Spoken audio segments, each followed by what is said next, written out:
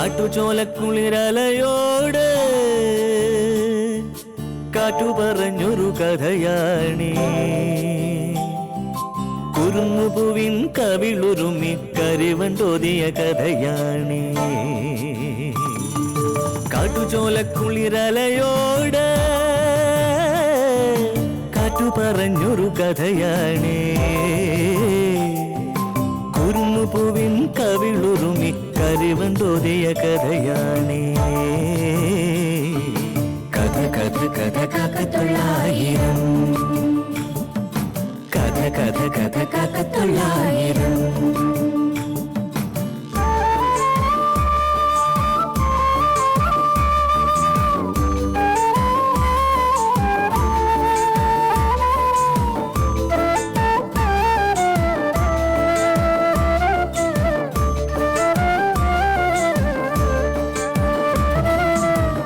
കടലിന്റെ തീരത്ത്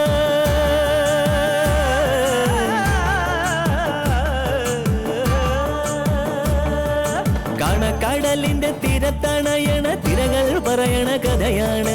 കായലോളത്തിലെ കളിയോടം കണ്ട കന്നിനിലാവിന്റെ കഥയാണ്. പടവരമ്പത്തെ പുൽനാമ്പിനോട് പുലരി പറഞ്ഞൊരു കഥയാണ്. മാനം മുട്ടണ കൊടുമുടിയോട് മൂവന്തി പറയണ കഥയാണ്. മൂവന്തി പറയണ കഥയാണ്. കഥ കഥ കഥ കാക്കത്തൊള്ളായിരം. പുത്ത് എന്നു പേരുള്ള നരകത്തിൽ നിന്ന് പിതാവിനെ ത്രാണനം ചെയ്യുന്നവൻ, അതായത് രക്ഷിക്കുന്നവനാണ് പുത്രൻ. മാധവമാഷിന് പുത്രന്മാരില്ല, പകരം പുത്രിമാരാണ്. ഭൂമിയിലെ നരകയാതനകളിൽ നിന്ന് പിതാവിനെ രക്ഷിക്കാൻ ആ പെൺമക്കൾക്ക് കഴിഞ്ഞില്ല. പകരം അകാലത്തിലുള്ള മരണത്തിലേക്ക് പറഞ്ഞുവിടുകയാണ് ചെയ്തത്. അമ്മയെയും അത്തരത്തിൽ യാത്ര അയക്കണമെന്നുണ്ടെങ്കിൽ മോള് വരണമെന്നില്ല. ഞാൻ വരാം. എനിക്ക് അമ്മയെ കാണണം. ബാഹുലേയന്റെ അതിക്രമത്തിനെതിരായി മോളുടെ കൂടെ നിൽക്കാൻ ഞങ്ങളൊക്കെ ഉണ്ട്. നഷ്ടപ്പെടാൻ ഒന്നുമില്ലാത്തൊരു തീരത്താണ് ഞാൻ എത്തി നിൽക്കുന്നത്. കുറെ അനുഭവിച്ചു. ഇപ്പോ എന്റെ ഭാവിയെ കുറിച്ചല്ല ഞാൻ ഓർക്കുന്നത്, അമ്മയെ പറ്റി മാത്രം. നമുക്ക് പോവാം അങ്കിൾ.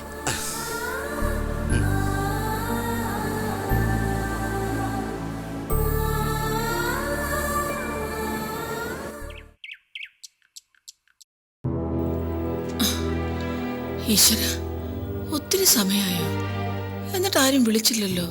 ഈ പിള്ളേരുടെ ഒരു കാര്യം.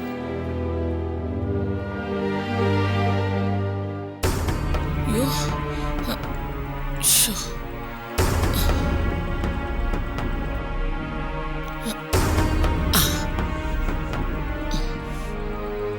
ഇതാരാ ഇവിടെ കൊണ്ടിട്ടത്?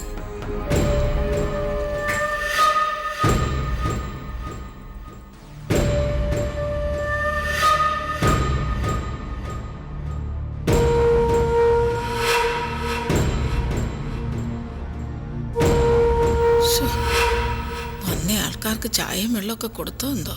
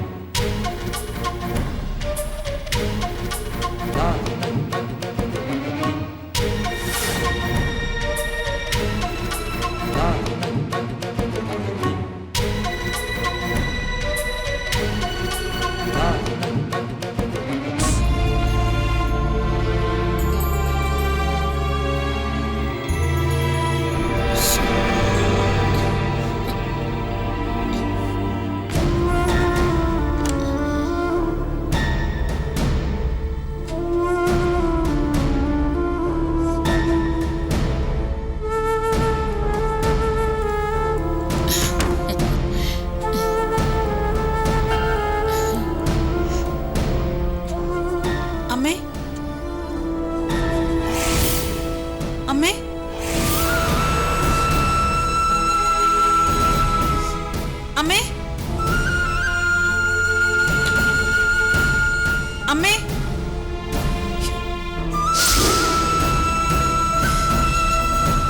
അമ്മേ ഇതെവിടെ പോയി ദൈവമേ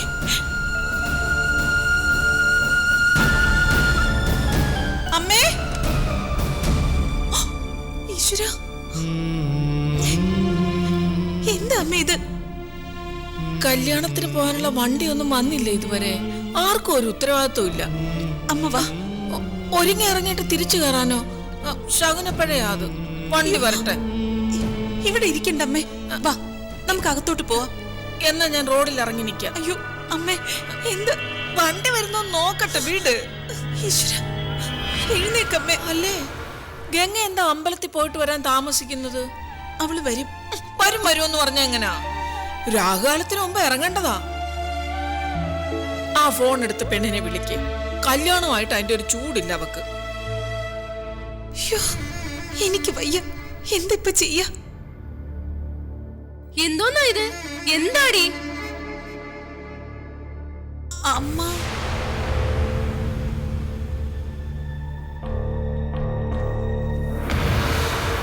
അതെനിക്ക് മനസ്സിലായി നീ ഈ തള്ള എങ്ങോട്ട് കൊണ്ടുപോവാന്ന്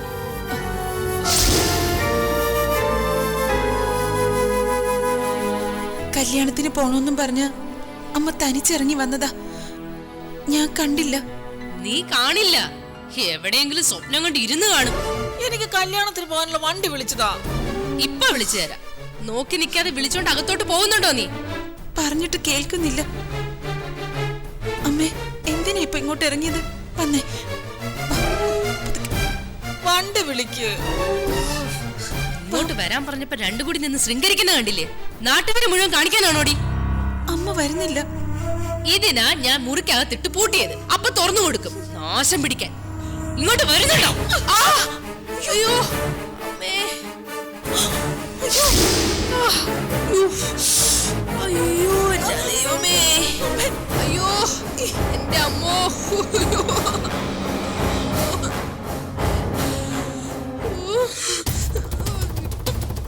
കൊല്ലും ഞാൻ നിങ്ങളെ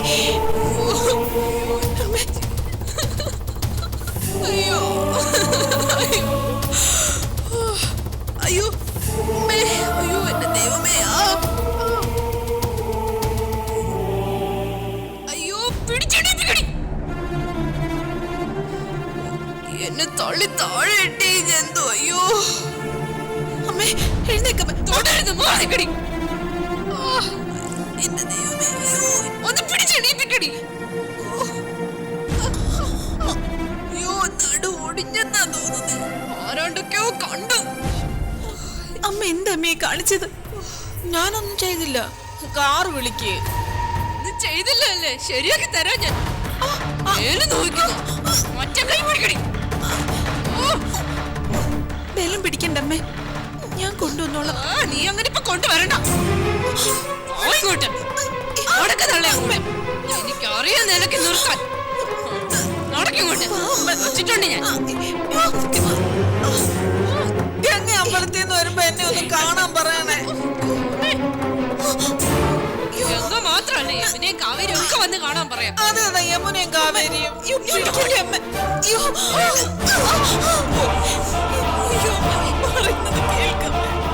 വേണ്ട ഇവിടെ ആവുമ്പോ നല്ല കാറ്റുണ്ട് ഇപ്പൊ കാറ്റ് വിളിച്ചു തരാം ഞാൻ ഇങ്ങോട്ട്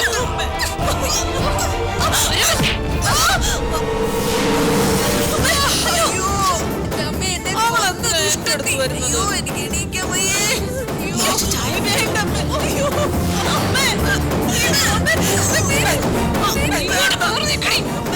ഇന്ന് തീർത്തു തരാം ഞാൻ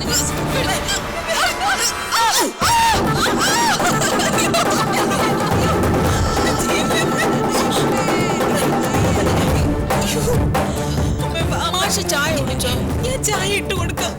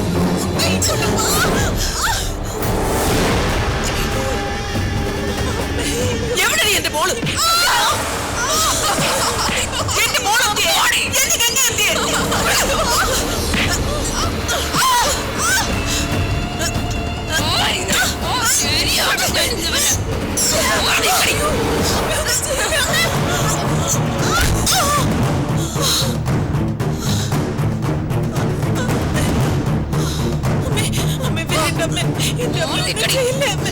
അമ്മേ, നിന്റെ അമ്മയെ നോക്കേണ്ട കാര്യമില്ലടി. ഓടി അവിടുന്ന്. അമ്മേ, ഒന്നും നിന്റെ ചെയ്യില്ലേ മോനെ അമ്മേ. ആലോചിച്ച് ഞാൻ ക്ഷമിച്ചപ്പോൾ നിന്റെ അമ്മ എന്റെ മേലെ നോവിക്കുന്നു. ഓടി. ഓടി അങ്ങോട്ട്. ആഹാ. അമ്മേ, വേണ്ട. ആദളെ അങ്ങോട്ട്. കേറ് അങ്ങോട്ട്. പോ അവിടുന്ന്. അമ്മേ, അമ്മേ, കേറി ഓടി അങ്ങോട്ട്. അമ്മേ, വേണ്ട അമ്മേ. കിടക്കവിടെ. അമ്മ, എന്തിനാ അമ്മ പുറത്തോട്ട് വന്നത്? എന്തിനാ അമ്മ? അമ്മ ഇനി പുറത്തോട്ട് വരല്ലേ അമ്മ? അയ്യോ എന്റെ അമ്മ.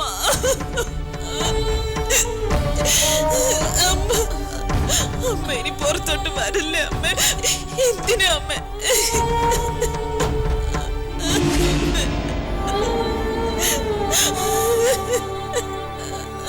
അയ്യോ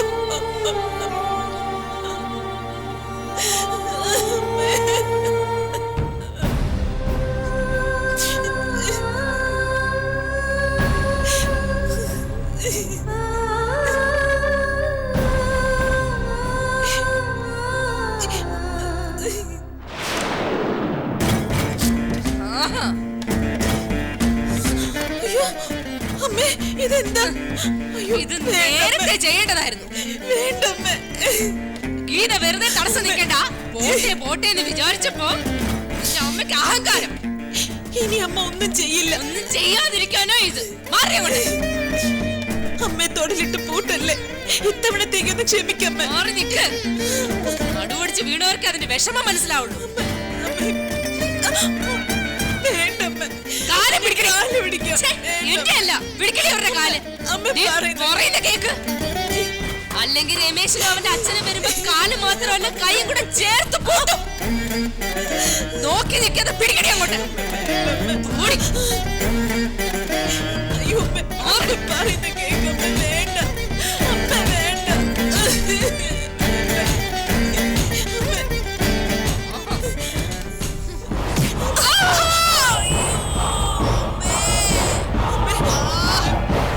അമ്മ സുഖമില്ലാത്തതല്ലേ അമ്മയ്ക്ക്? തൊള്ള ഇന്ന് നിങ്ങളെ ഞാൻ കൊല്ലും. നോക്കി നിൽക്കാതെ വന്ന് പിടിക്കടി. പിടിക്കടി അങ്ങോട്ട്. എടി പിടിക്കാൻ. അമ്മ വേണ്ട. അമ്മ ഒന്നും ചെയ്യില്ലേ.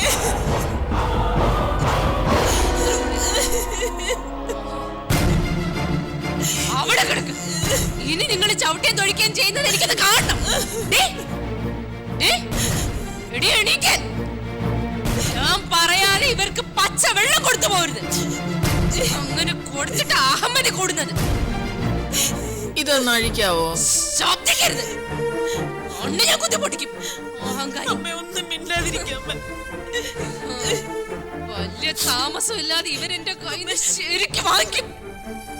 ഇനി എന്തെങ്കിലും ശാപ്പാട് ഇവർക്ക് ഉരുട്ടി കൊടുത്താ പിന്നെ നീ പട്ടിണിയാ. ബാക്കി ഉണ്ട് തള്ളേ, നോക്കിക്കോ.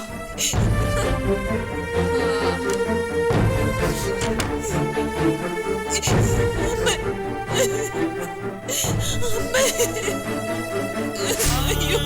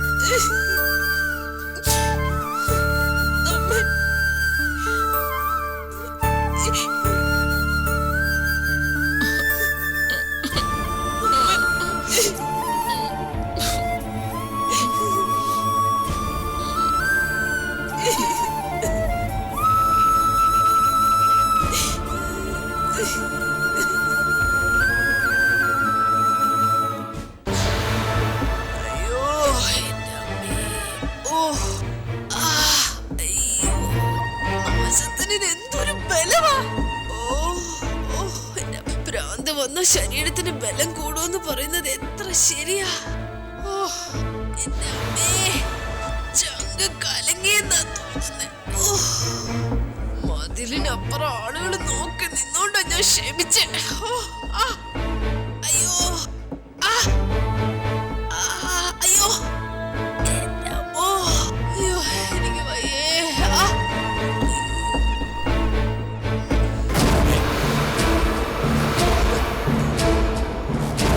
എന്തു പറ്റി സൗദാമിനി? ഇവിടെ എന്തായിരുന്നു പ്രശ്നം? വന്നോ? യുദ്ധമായിരുന്നു ഇവിടെ. ശകലം മുമ്പ് വന്നിരുന്നുണ്ടെങ്കിലേ കാണാമായിരുന്നു അംഗം. ഭ്രാന്തി തള എന്നെ എന്തൊക്കെയാ ചെയ്തെന്നറിയോ? ഉപദ്രവിച്ചോ അവര്? അയ്യോ ഇല്ല, ഉമ്മ വെച്ചു. ചവിട്ടുകൊള്ളാത്ത സ്ഥലമില്ല ദേഹത്ത്.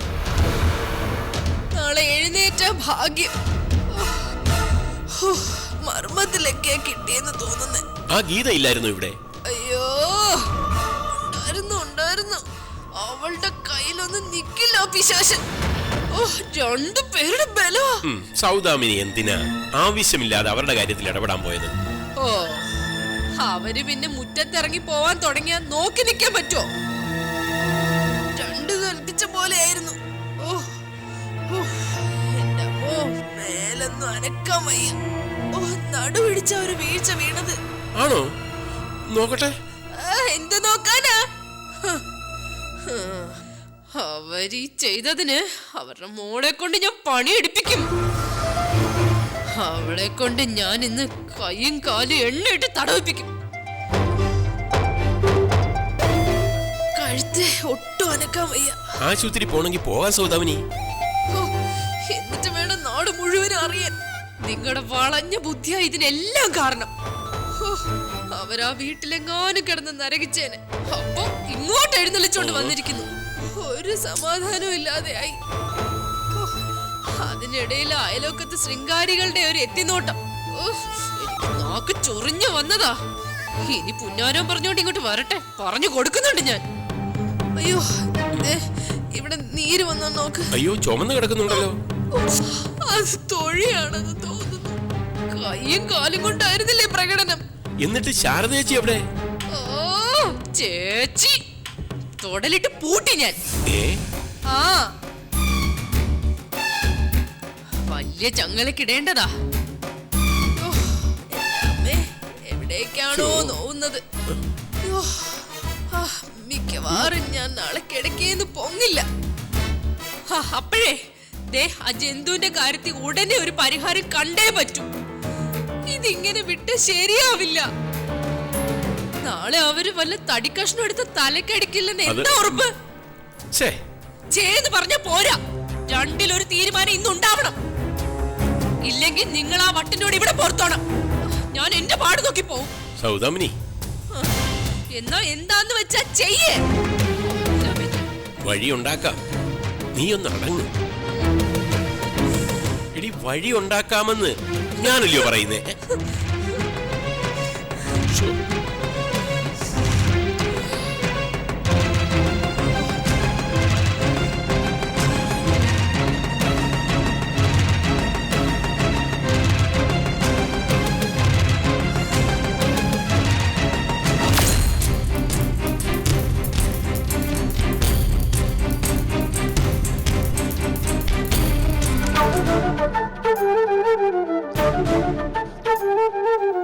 അതെ, വഴിയുണ്ടെന്ന് പറഞ്ഞിട്ട് എന്ത് വഴിയാ നിങ്ങൾ വെട്ടിത്തെളിക്കാൻ പോകുന്നത്?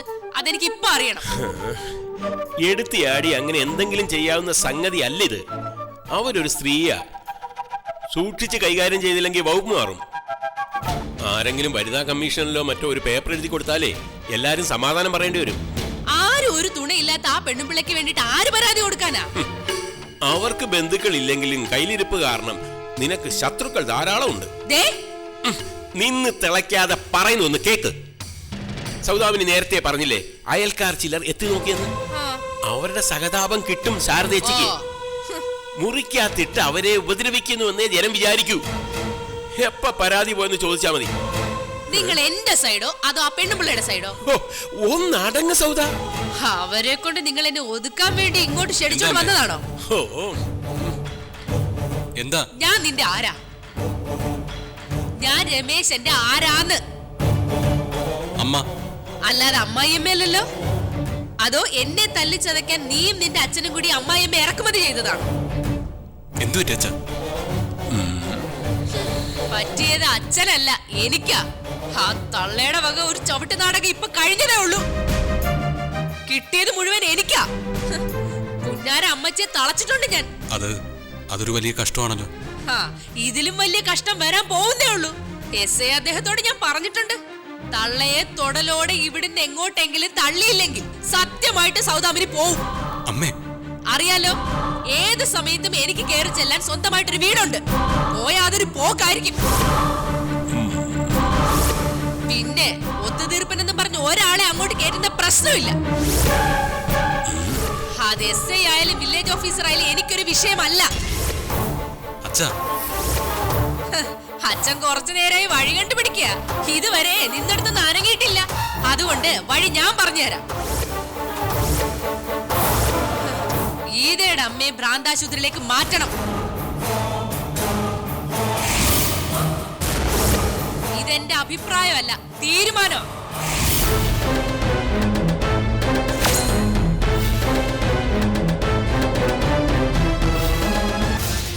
ഇരുട്ടിന് ശേഷം വെളിച്ചം, രാത്രിക്ക് ശേഷം പകൽ. ഈ ലോക നിയമം ഗംഗയ്ക്ക് ബാധകമല്ലേ?